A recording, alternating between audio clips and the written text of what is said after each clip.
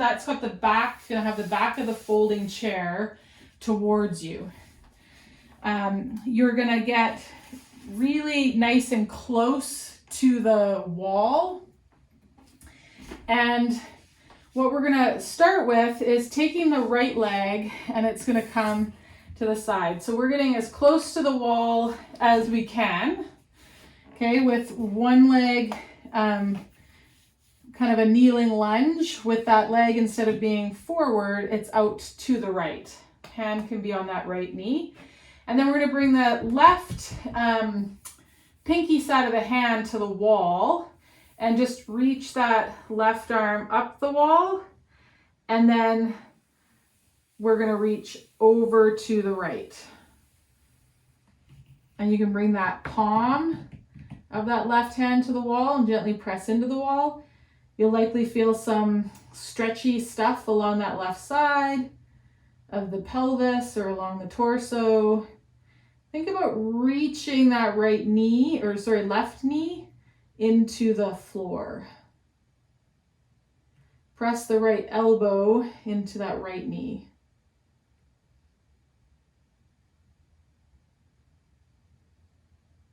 Press the top of the left foot into the floor.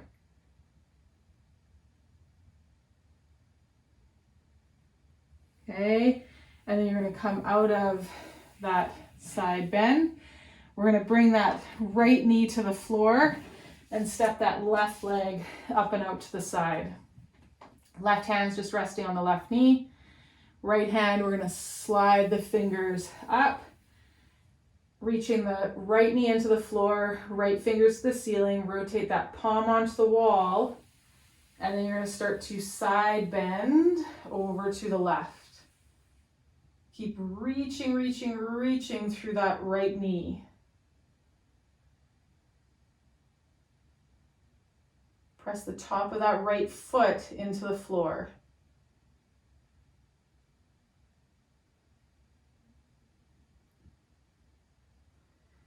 And then you're going to come out of that side bend, slide that pinky down the wall, and come onto both your knees. So the block, you're going to place it between your heels and get close enough to the wall that you feel, that you can feel your, either your belly or your pelvis or the front of your thighs on the wall, or your breasts. It's just going to kind of depend on where your curves are here. You're going to press into that block, and you're going to reach back and just slide your hands onto the edge of the chair. And then you're going to scoot the chair up close to you. So the bottom of the shoulder blades are just at the top edge of that chair. Okay? Gently pressing the heels into the block, pressing the tops of the shins and the feet into the floor. Think about growing tall along the wall. So you're like, your belly, your chest kind of go up the wall. And then, like when we were laying down, you're going to lift your head off the wall and then look just beyond where your hands would have been on the floor if they were on the wall, and then look up the wall. So the hands just kind of slide down that chair and almost rotate so your palms are facing out. So you're really tight to the wall, knees all the way up to the bottom ribs, pressing into the block. Shoulder blades are resting on that chair, and you're just looking up the wall. There's work happening in the legs. There's work happening in lots of places. Okay, and then you're going to slowly slide the arms up, peel back up the wall, and just be tall here for a sec. So now we could move the chair. Actually, we're going to keep the chair there and do the same thing. So bring the chair so it's hitting just below the shoulder blades. Again, think about gently pressing into the block with the heels, reaching the knees into the floor. That'll bring your pubic bone towards the wall and have you kind of feel like the belly and the bottom ribs can kind of lengthen up the wall. And then just like we did on the floor, you're gonna lift the head or the face off the wall, look beyond the hands, like we did when we were on the floor, look up the wall. Okay, let yourself rest on that chair, and you're gonna take the hands off. Kind of play with sort of the elbows squeezing the chair and in towards the chair, the fingers towards the wall, reaching the knees into the floor, pressing the bottom of the shoulder blades back in the chair. Just kind of find this length from the pelvis all the way up to the throat. And then you're gonna bring the hands back onto that chair, slide up, release the chair, and just bring yourself back to sit on that block between your heels for a second. Take a little break. We're gonna do another position with the chair, but I just wanna check in with you guys for a sec. I don't keep the feet on the floor. I bring the chair to me. So see how it's tipped? Yeah, I can see that, but then when you told me to take my arms off, there was no way I could without it staying tipped. So now I'm resting on that chair. See?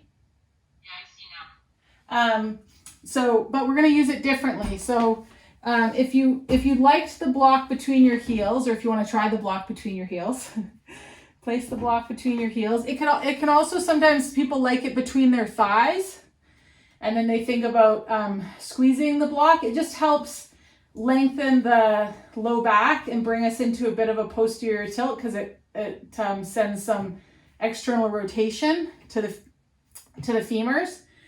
So the way we're going to use the chair this time is it's going to be behind us. We're going to hold the chair. So I'm kind of trying to slide it away. So that's pushing my pelvis towards the wall.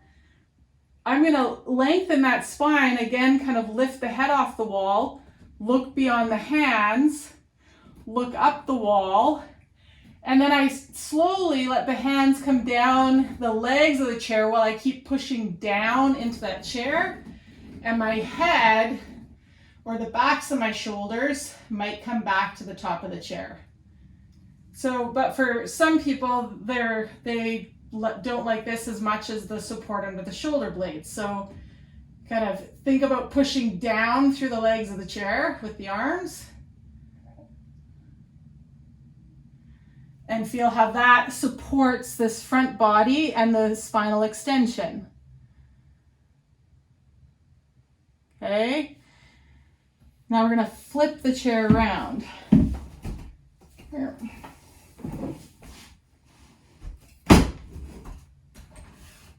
So you might want to leave your stool the way it is, Amelia, because it'll probably be the same height as what's going to happen here. Okay, so block.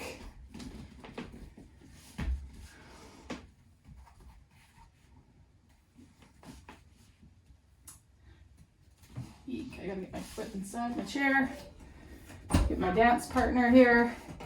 So the chair is pretty close. It's like a few inches from my bum. So again, I'm gonna put my hands back on the seat of that chair and kind of press down into the seat of that chair. Press the tops of my feet into the floor. Lengthen up the wall. Kind of stretch my belly up the wall and my breastbone.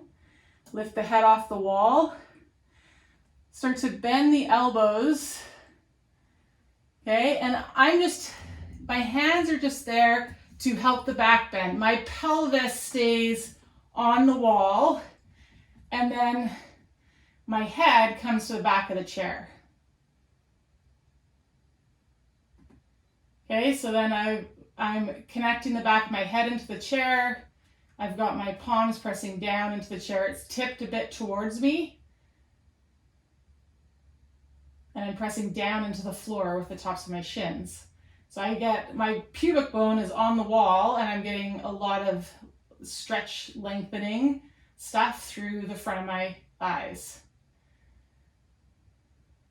I could then take one hand and reach it up and maybe over the chair,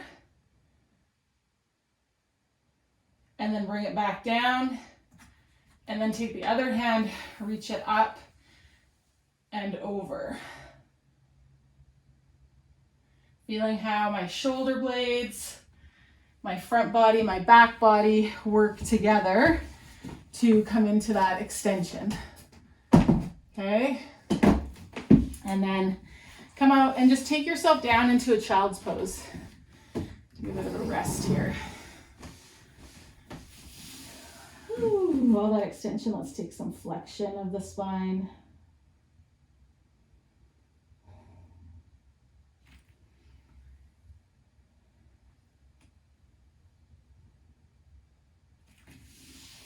Okay, now we're going to use the chair a little differently, and we're going to play with this idea of spinal extension, but in warrior one rather than in this tall kneeling position. So if you're using the chair, it'll be kind of a couple feet from the wall, the length of your leg. My legs are long enough that I don't need a block, but if your legs are shorter, you might want a block for your front foot. So front foot, back leg is going to reach through the chair. And you're going to be close enough to the wall that your heel is on the wall. Okay? So I've got my back thigh, the back of the chair reminds me to move my back thigh towards the ceiling, towards the sky, extending that back hip. And then, so you can see if your legs are shorter, you're going to want a block underneath that front foot, okay? But being in this position, the chair, I'm not resting on it at all, but where the chair is hitting me is reminding me where to find work and containment in the pose. Now I'm going to reach the hands back onto the back of the chair and play with coming and lifting out of the pelvis, lengthening that spine, finding that extension. I kind of push down on the chair with my arms, and my legs are working like crazy here. Okay, and then I'm going to flex and bow over that front leg.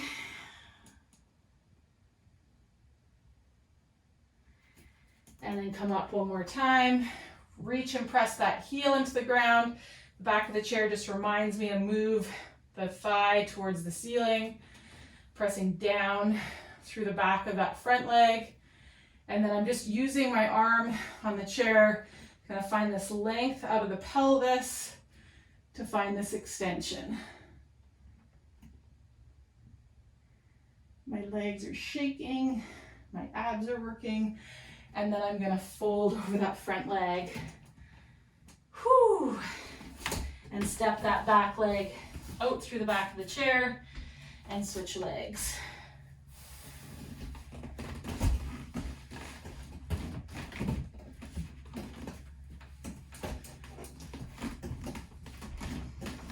Okay, so back heel finds that wall. Find that moving back of that back thigh, extension through that hip, pressing down into the seat of the chair, the back of that front thigh. I'm going to use my hands on the chair to again find this length, lifting and growing out of the pelvis.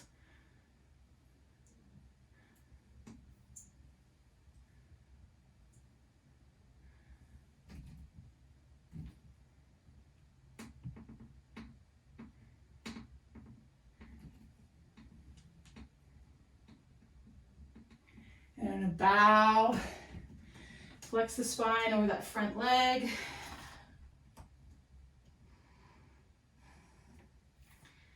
One more time, reaching into the wall with that back heel, firming up that back thigh, and then growing up and out of that pelvis to find some extension of the spine.